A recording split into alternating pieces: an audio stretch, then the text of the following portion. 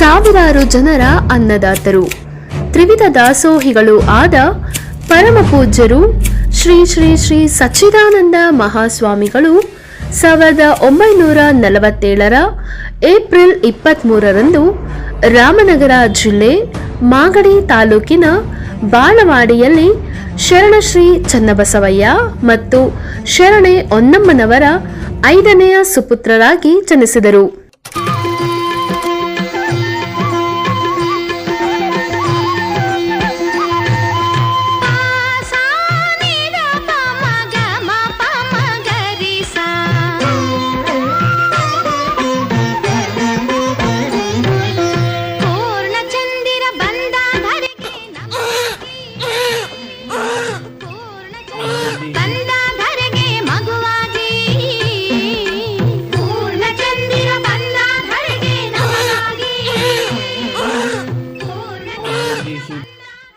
ಇವರಿಗೆ 4 ಜನ ಅಕ್ಕಂದಿರು, 2 ತಮ್ಮಂದಿರು ಹಾಗೂ ಒಬ್ಬ ತಂಗಿ ಇದ್ದರು. ಇವರು ಜನನವಾದಾಗ ಭಾರತ ದೇಶ ಇನ್ನೂ ಸ್ವತಂತ್ರವಾಗಿಯೇ ಇರಲಿಲ್ಲ. ಇವರು 1ರಿಂದ 7ನೇ ತರಗತಿಯ ಬಾಲ್ಯ ಶಿಕ್ಷಣವನ್ನು ಬಾಣವಾಡಿಯ ಸರಕಾರಿ ಶಾಲೆಯಲ್ಲಿ ಮುಗಿಸಿದರು. 8, 9 ಮತ್ತು 10ನೆಯ ತರಗತಿಗಳನ್ನು ತಮ್ಮ ಊರಿನ ಸಮೀಪದಲ್ಲಿದ್ದ ಕಂಚುಗಲ್ ಬಂಡೆ ಮಠದಲ್ಲಿ ಮುಗಿಸಿದರು.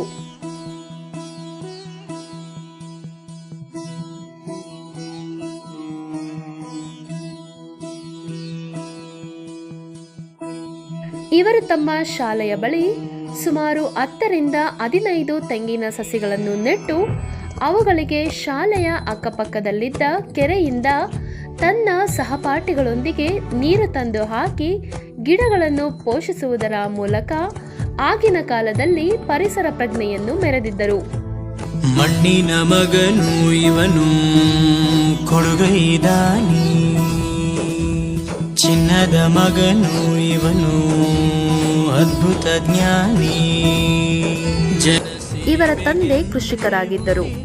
ಇವರು ತಂದೆಗೆ ದನಕರುಗಳನ್ನು ಮೇಯಿಸುವುದು, ಕಣದಲ್ಲಿ ಒಕ್ಕಣೆ ಮಾಡುವುದು, ಸಗಣಿ ತೆಗೆಯುವುದು ಸೇರಿದಂತೆ ಹಲವಾರು ವ್ಯವಸಾಯ ವೃತ್ತಿಪರ ಕೆಲಸಗಳಲ್ಲಿ ಸಹಾಯ ಮಾಡುತ್ತಿದ್ದರು. ಪ್ರತಿ ಉಸಿರು ಇವರನೆ ನುಡಿದೈತಿ. ಜಯ ರತ್ನಾಕರ ಜಯ ರತ್ನಾಕರ ಜಯ ರತ್ನಾಕರ ಜಯತೋ, ಜಯ ರತ್ನಾಕರ ಜಯ ರತ್ನಾಕರ ಜಯ ರತ್ನಾಕರ ಜಯತೋ. ಇವರು ಶಾಲೆಯಲ್ಲಿ ಅತ್ಯುತ್ತಮ ವಿದ್ಯಾರ್ಥಿಯಾಗಿದ್ದು, ಇವರಿಗೆ ಮಾರ್ಗದರ್ಶಕರಾಗಿ ಅವರ ಮುಖ್ಯ ಗುರುಗಳಾದ ಗಿಡ್ಡ ಬಸಪ್ಪ ಮತ್ತು ಗುರುಗಳಾದ ವೆಂಕಟಾಚಲಪತಿಯವರು ಇವರಿಗೆ ಅತ್ಯುತ್ತಮ ಶಿಕ್ಷಣ ನೀಡಿ ಬೆನ್ನು ತಟ್ಟಿದ್ದರು. ಚಂದ್ರ ಚೂಡಮಣಿ ವಜ್ರ ನಾಗಮಣಿ ಮುತ್ತು ರತ್ನಗಳ ಗಣಿ, ಜನರ ಮನಸ್ಸಿನ ಪ್ರತಿಧ್ವನಿ ಕನ್ನಡ ಕುಲದ ಕಣ್ಣಣಿ. ದೈವ ಗೆದ್ದ ಮುನಿ ಜೀವ ಕಾಯೋದಣಿ, ಮಣ್ಣೆ ನಿನಗೆ ಚಿರಋಣಿ. ಯಮನ ತಡೆಯೋ ರಾಜನಿ, ಧರೆಗೆ ಒಲಿದ ಸೌಭಾಗ್ಯನಿ. ಇವರಿಗೆ ಬಾಲ್ಯದಲ್ಲಿ ಧಾರ್ಮಿಕ ಶ್ರದ್ಧೆ, ಶಿವಪೂಜೆಗಳ ಬಗ್ಗೆ ಆಸಕ್ತಿ ಹೆಚ್ಚಾಗಿದ್ದು, ಇವರಿಗೆ ತಮ್ಮ ಊರಿನ ಅಕ್ಕಪಕ್ಕದಲ್ಲಿದ್ದ ಧಾರ್ಮಿಕ ಕ್ಷೇತ್ರಗಳು ಇವರ ಮೇಲೆ ಅಪಾರವಾದ ಪ್ರಭಾವ ಬೀರಿದ್ದವು. ಇವರ ಬಾಲ್ಯದ ಧಾರ್ಮಿಕ ಶ್ರದ್ಧೆಯನ್ನು ಗುರುತಿಸಿದ ಬಂಡೇಶ್ವರ ಶಿವಯೋಗಿಗಳಿಂದ ಸ್ಥಾಪನೆಯಾದ ಕೆಂಗೇರಿಯ ಏಕದಳ ಬಿಲ್ವ ಬಂಡೆ ಮಠದ ಪೀಠಾಧ್ಯಕ್ಷರಾಗಿದ್ದ ಶ್ರೀ ಶ್ರೀ ಶ್ರೀ ಹೊನ್ನಪ್ಪ ಸ್ವಾಮಿಗಳು ಇವರೇ ನಮ್ಮ ಮಠದ ಮುಂದಿನ ಉತ್ತರಾಧಿಕಾರಿ ಎಂದು ನಿರ್ಧರಿಸಿದ್ದರು.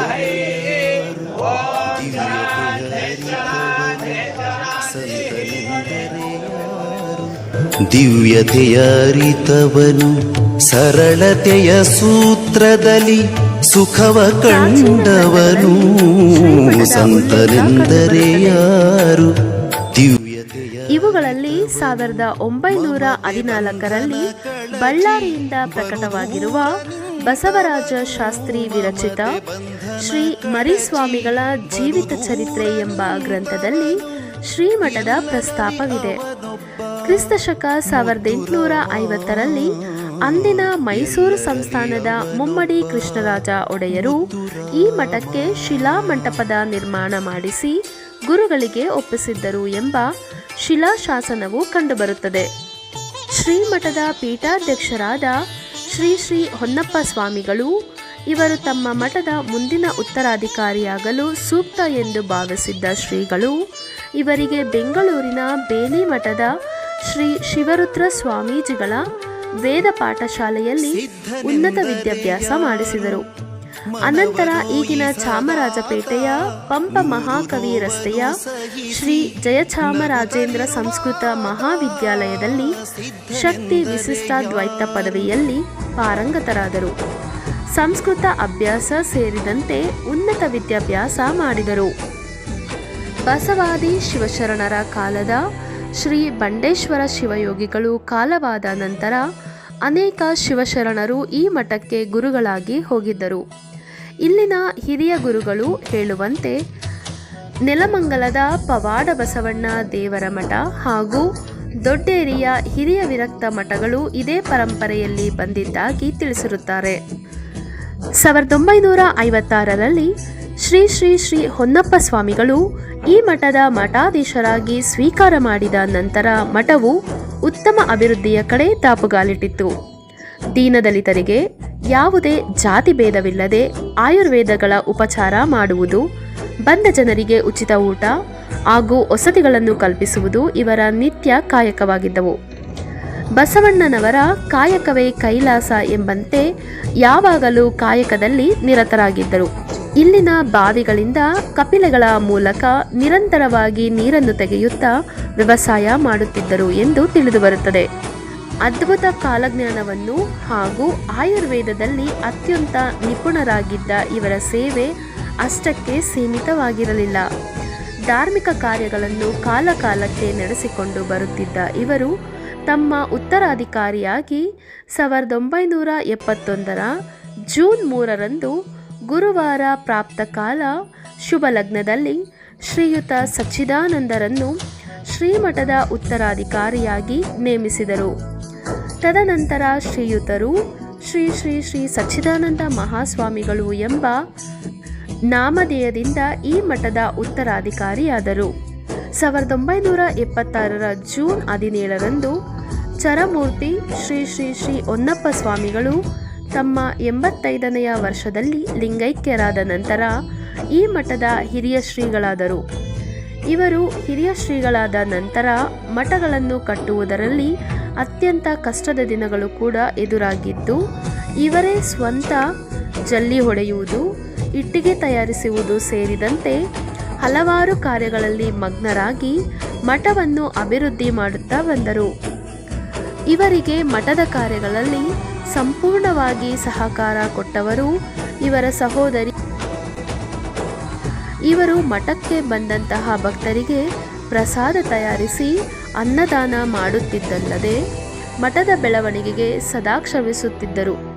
ಶ್ರೀಗಳು ಅಧಿಕಾರಕ್ಕೆ ಬಂದ ನಂತರ ಮಠದ ಆಸ್ತಿಗಳ ಸಂರಕ್ಷಣೆ, ಗದ್ದುಗೆಗಳಿಗೆ ಹೊಸತನ ನೀಡುವುದು, ವಿನೂತನ ಪುಷ್ಕರಣಿ ನಿರ್ಮಿಸುವುದು, ಪಂಚಮುಖಿ ಮಹಾಗಣಪತಿಯ ಮಂಟಪ, ನವಗ್ರಹ ಶಿಲಾ ಮಂಟಪ ಹಾಗೂ ಶ್ರೀ ಬಂಡೇಶ್ವರ ಶಿವಯೋಗಿಗಳ ಭವನಗಳನ್ನು ಸೇರಿದಂತೆ ಹೊಸ ಕಟ್ಟಡಗಳನ್ನು ನಿರ್ಮಿಸುವುದರ ಮೂಲಕ ಮಠದ ಅಭಿವೃದ್ಧಿಗೆ ಶ್ರಮಿಸಿದ್ದರು.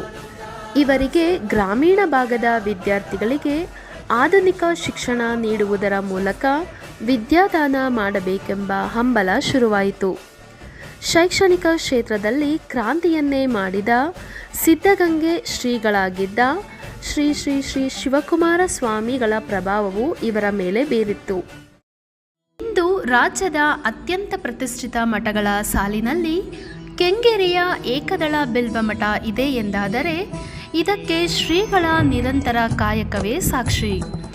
ಪೂಜ್ಯರು 75 ವಸಂತಗಳನ್ನು ದಾಟಿದರೂ ಕುಳಿತು ಉಪಚಾರಗಳನ್ನು ಪಡೆಯಬೇಕಾದ ವಯಸ್ಸು ಇವರದಾದರೂ ವಿಶ್ರಾಂತಿಗೆ ದೂರ ಉಳಿದು ವಯಸ್ಕರನ್ನು ಮೀರಿಸುವ ಕ್ರಿಯಾಶೀಲ ಬದುಕು ಇವರದಾಗಿದೆ. ಇವರ ಈ ವಿದ್ಯಾ ಕಾರ್ಯಕ್ಕೆ ಸಂಪೂರ್ಣವಾಗಿ ಬೆನ್ನೆಲುಬಾಗಿ ನಿಂತವರು ಶ್ರೀ ಬಂಡೇಶ್ವರ ಎಜುಕೇಷನ್ ಸೊಸೈಟಿಯ ಎಲ್ಲ ಸದಸ್ಯರು. ಪೂಜ್ಯರು ಸ್ಥಾಪಿಸಿರುವ ಈ 3 ವಿದ್ಯಾಸಂಸ್ಥೆಗಳು ಅತ್ಯಾಧುನಿಕ ಸೌಲಭ್ಯಗಳನ್ನು ಹೊಂದಿರುವುದರ ಜೊತೆಗೆ ಅತ್ಯುತ್ತಮ ಶಿಕ್ಷಣವನ್ನು ನೀಡುತ್ತಿರುವುದು ನಮ್ಮೆಲ್ಲರ ಹೆಮ್ಮೆಯಾಗಿದೆ.